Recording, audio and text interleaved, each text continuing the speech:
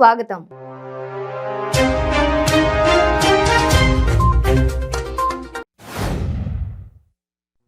AP CM Jagan మచిలీపట్నంలో Bandar port నిర్మాణానికి శంకుస్థాపన చేశారు.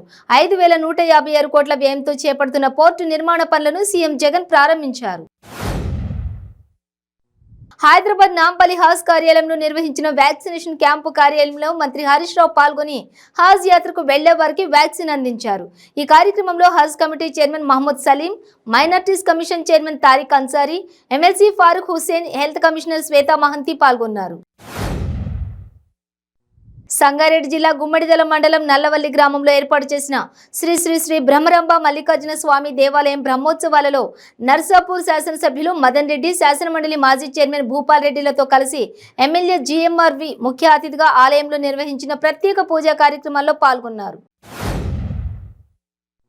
రంగారెడ్డి జిల్లా షాద్ నగర్ పట్టణంలో లక్ష్మీదేవిపల్లి రిజర్వాయర్ ప్రాజెక్టు సాధన కోసం అఖిలపక్ష పార్టీల ఆధ్వర్యంలో మహాధర్నా చేపట్టారు.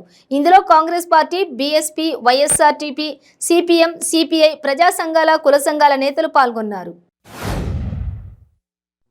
డాక్టర్ బిఆర్ అంబేద్కర్ కోనసీమ జిల్లా కాట్రేనికోన మండలంలో వైఎస్ఆర్సీపీకి చెందిన సర్పంచ్ ప్రభుత్వ అధికారిపై చేసుకున్న సంఘటన చోటు చేసుకుంది.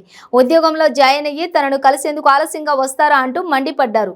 అంతటితో ఆగకుండా హెల్త్ సూపర్వైజర్పై చేసుకున్నాడు. హైదరాబాద్ ఫలక్ నుమా పోలీస్ స్టేషన్ పరిధిలో అర్ధరాత్రి పోలీసులు వాహన తనిఖీలు చేపట్టారు. అనుమానం ఉన్న వారి వద్ద పత్రాలు క్షుణ్ణంగా తనిఖీ చేశారు. ఈ సందర్భంగా పోలీసులు మాట్లాడుతూ ట్రాఫిక్ నిబంధనలను అందరూ తప్పకుండా పాటించాలని సూచించారు. మద్యం సేవించి వాహనాలు నడిపితే కఠిన చర్యలు తీసుకుంటామని హెచ్చరించారు. చెరుకు రైతులకు పనస, చిరుధాన్యాలు పండించే ఆదివాసీ గిరిజన రైతుల బహుళ ప్రయోజనాల దృష్ట్యా ఈ నెల 25న అనకాపల్లిలో ఇంక్యుబేషన్ సెంటర్ను ప్రారంభిస్తున్నట్లు అనకాపల్లి ఎంపీ సత్యవతి తెలిపారు. చెరుకు పంటలపై ఆధారపడి వేరే ప్రత్యామ్నాయ పంటలు పండించలేని నిస్సహాయ స్థితిలో ఉన్న రైతులకు ఇంక్యుబేషన్ సెంటర్ ఆర్థికంగా ఎంతగానో దోహదపడుతుందని అన్నారు. కలియుగ వైకుంఠవాసి శ్రీ వెంకటేశ్వర స్వామి వారు కొలువై ఉన్న తిరుమల పుణ్యక్షేత్రం మధురమైన ప్రకృతి అందాలకు నెలవు. సూర్యోదయం నుండి సూర్యాస్తమయం సమయాల్లో 7 కొండలను మంచు దుప్పటి కమ్మివేసే అద్భుత దృశ్యం భక్తులను ఎంతగానో ఆకట్టుకుంటోంది. వైకుంఠంను తలపించేలా పొగమంచు తిరుమలను వ్యాపించి ఉండడంను చూసి యాత్రికులు ఎంజాయ్ చేశారు. ముఖ్యమంత్రి కె చంద్రశేఖరరావు మానస పుత్రిక కాళేశ్వరం ప్రాజెక్టు మరో అరుదైన ఖ్యాతిని గడించింది. ప్రపంచంలోని అత్యంత పురాతన, ప్రతిష్టాత్మక American society of civil engineers ASCE సంస్థ నుంచి విశ్వవేదికపై అత్యంత ప్రతిష్టాత్మక అవార్డును దక్కించుకుంది. సీనియర్ నటుడు శరత్ బాబు మరణం పట్ల ముఖ్యమంత్రి కె చంద్రశేఖరరావు సంతాపం వ్యక్తం చేశారు. 5 దశాబ్దాలుగా తెలుగు, తమిళ, కన్నడ, మలయాళ, హిందీ భాషల్లో 220కి పైగా చిత్రాల్లో నటించిన శరత్ బాబు మరణం చిత్ర పరిశ్రమకు తీరని లోటని సీఎం అన్నారు. శరత్ బాబు కుటుంబ సభ్యులను సీఎం కేసీఆర్ తన ప్రగాఢ సానుభూతి తెలియజేశారు. పోలీస్ శాఖకు చాలా కాలంగా పెండింగ్ లో ఉన్న బకాయిలను ఏపీ ప్రభుత్వం ఇటీవల విడుదల చేసింది. పోలీస్ శాఖకు చెందిన 554 కోట్ల బకాయిలను విడుదల చేసింది. ఈ నేపథ్యంలో పోలీస్ అధికారుల సంఘం ప్రతినిధులు సీఎం జగన్ ను తాడేపల్లి క్యాంపు కార్యాలయంలో కలిశారు. బకాయిలు విడుదల చేయడం పట్ల కృతజ్ఞతలు తెలియజేశారు.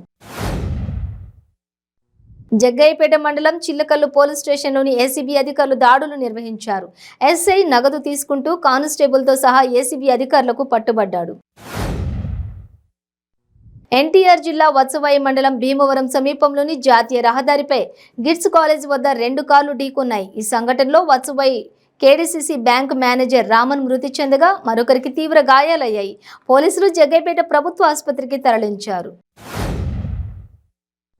లక్ష్మీదేవిపల్లి రిజర్వాయర్ కోసం అఖిలపక్షం నిర్వహించిన మహాధర్నాలో వైఎస్ఆర్ తెలంగాణ పార్టీ అధ్యక్షులు వైఎస్ షర్మిల పాల్గొన్నారు.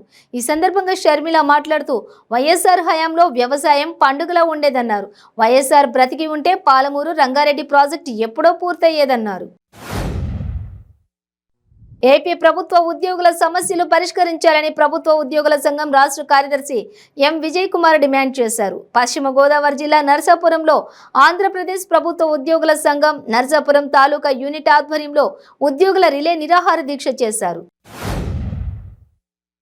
రాష్ట్రంలో పాత్రికేయులపై జరుగుతున్న దాడులకు నిరసనగా ఏపీయూడబ్ల్యూజే ఆధ్వర్యంలో పలు జిల్లాల్లో నిరసన ర్యాలీ చేపట్టారు. నెల్లూరు ప్రెస్ క్లబ్ దగ్గర నుండి బయలుదేరి జిల్లా కలెక్టర్ కార్యాలయం వరకు ర్యాలీగా వెళ్లి జిల్లా జాయింట్ కలెక్టర్కి వినతి పత్రం అందజేశారు.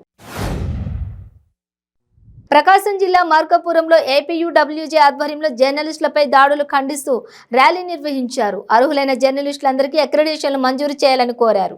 అనంతరం సమస్యలతో కూడిన వినతి పత్రాన్ని సబ్ కలెక్టర్ కార్యాలయంలో ఏవోకు అందజేశారు.